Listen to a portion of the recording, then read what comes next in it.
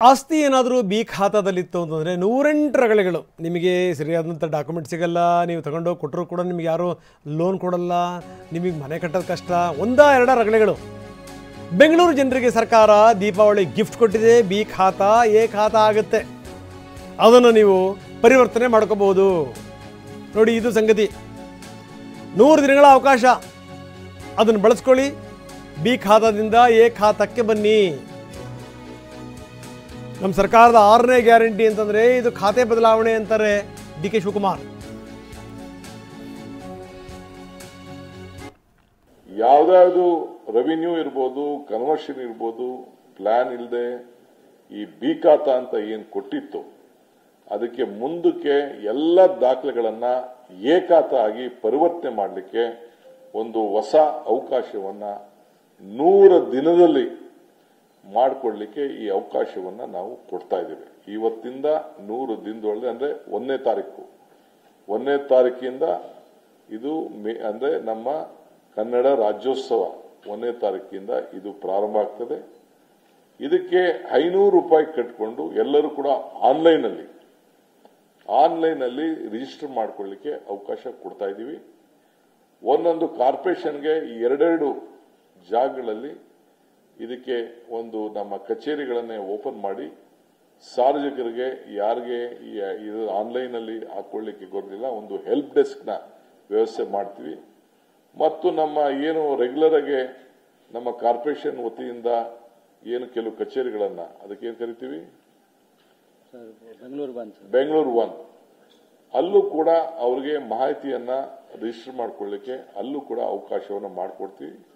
ಯಾರು 1 ರೂಪಾಯಿ ಲಂಚ ಕೂಡ ಕೊಡಬಾರದು. 500 ರೂಪಾಯಿ ಮಾತ್ರ ಅಫಿಷಿಯಲ್ ಆಗಿ ಫೀಸ್ ಅನ್ನ ಕಟ್ಟಬೇಕು ದಾಖಲೆಗೆ. ಮಿಕ್ಕಿದ ಅವರ ದಾಖಲೆಗಳನ್ನ ಅವರು ಕೊಡಬೇಕು. ಇಲ್ಲ ಇದು ಬಿ ಖಾತಾ ಮಾಲೀಕರಿಗೆ ಕಟ್ಟಡ ಯೋಜನೆ ಅನುಮೋದನೆ ಈಗ ಸದ್ಯಕ್ಕೆ ಸಿಗುವುದಿಲ್ಲ, ಈಗಾಗಲೇ ಇಲ್ಲ. ಸೊ ಅದಕ್ಕೆ ನಾವು ಈ ಒಂದು ವಿಶೇಷವಾದಂಥ ಕಾರ್ಯಕ್ರಮವನ್ನ ಹಮ್ಮಿಕೊಂಡಿದ್ದೇವೆ. ಇದು ಬೆಂಗಳೂರು ನಗರದ 15 ಲಕ್ಷ ಜನರಿಗೆ ಅನುಕೂಲ ಆಗ್ತದೆ ಅನ್ನೋದು ನಮಗೆ ಮಾಹಿತಿ ಇದೆ. ಕೆಲವ್ರಿಗೆ ಅನೇಕ ಒತ್ತಡಗಳಲ್ಲಿ ನಾಗರಿಕರಿಗೆ ಇದನ್ನ ಹಣ ತಗೋಬೇಕಾದ್ರೆ ಬ್ಯಾಂಕ್ ತೆಗೆದುಕೊಳ್ಬೇಕಾದ್ರೆ ಯಾವ ಬ್ಯಾಂಕ್ ಅವರು ಸಹಕಾರ ಕೊಡ್ತಾ ಇಲ್ಲ. ನಾವು ಬ್ಯಾಂಕ್ ಅವ್ರಿಗೂ ಕೂಡ ಮಾತಾಡಿದ್ದೇವೆ.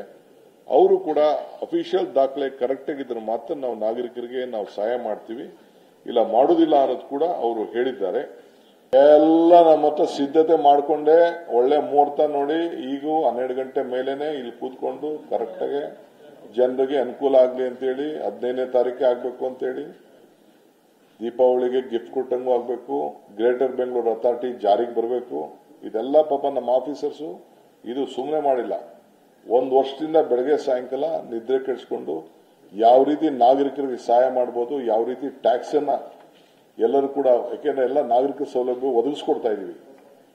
ಇನ್ನ ಹೆಚ್ಚಿಗೆ ಸ್ವಲ್ಪ ಎಲ್ಲ ಕಂಟ್ರೋಲ್ಡ್ ಸಿಟಿ ಅಂತ ಮಾಡಬೇಕು ಅನ್ನೋ ದೃಷ್ಟಿಯಿಂದ ಈ ಕೆಲಸನ ದಾಖಲೆಗಳನ್ನ ಅವರ ಆಸ್ತಿಗೆ ನಾವು ಗ್ಯಾರಂಟಿ ಕೊಡ್ತಾ ಇದೀವಿ. ಇದು ನಿಜಕ್ಕೂ ದೀಪಾವಳಿ ಗಿಫ್ಟ್. ಅವ್ರು ಹೇಳ್ತಾರೆ ಇದು ಕನ್ನಡ ರಾಜ್ಯೋತ್ಸವದಿಂದ ಇದು ಅನ್ವಯ ಆಗುತ್ತೆ ಅಂತ. ಇಲ್ಲಿ ಹೇಳಿದಂಥ ವೆರಿ ಇಂಪಾರ್ಟೆಂಟ್ ಪಾಯಿಂಟ್, 500 ರೂಪಾಯಿ ಅಷ್ಟೇ ಕಟ್ಟಿ 1 ರೂಪಾಯಿ ಲಂಚ ಕೊಡಬೇಡಿ. ಯಾರೂ ಕೂಡ ಲಂಚ ಕೊಡಬಾರ್ದು ಅಂತ. ಲಂಚ ಕೊಡದೇ ಕೆಲಸಗಳಾಗ್ತಾವ. It's very important. D K Shivakumar ಅವ್ರ ಮಾತನ್ನು ಕೇಳಿಸ್ಕೊಳ್ಳಿ.